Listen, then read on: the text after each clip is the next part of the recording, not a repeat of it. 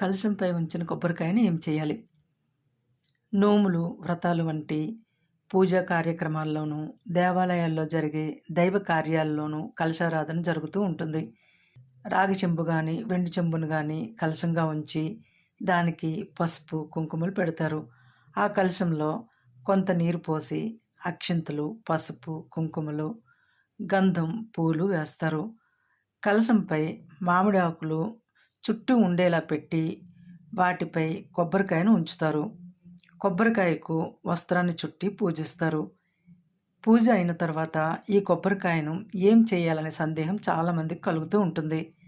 అదే దేవాలయాల్లో అయితే కలశానికి ఉపయోగించిన కొబ్బరికాయలను పూర్ణాహుతికి వాడుతూ ఉంటారు. ఇళ్లల్లో కలశానికి ఉపయోగించిన కొబ్బరికాయను ప్రవాహంలో నిమజ్జనం చేయవచ్చు.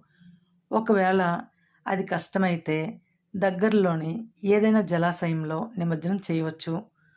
నోములు, వ్రతాల సమయంలో పీఠంపై ఉండే బియ్యము బ్రాహ్మణులకు ఇస్తూ ఉంటారు కాబట్టి, వాటితో పాటు కొబ్బరికాయను కూడా ఇవ్వడం వలన ఎలాంటి దోషం ఉండదు.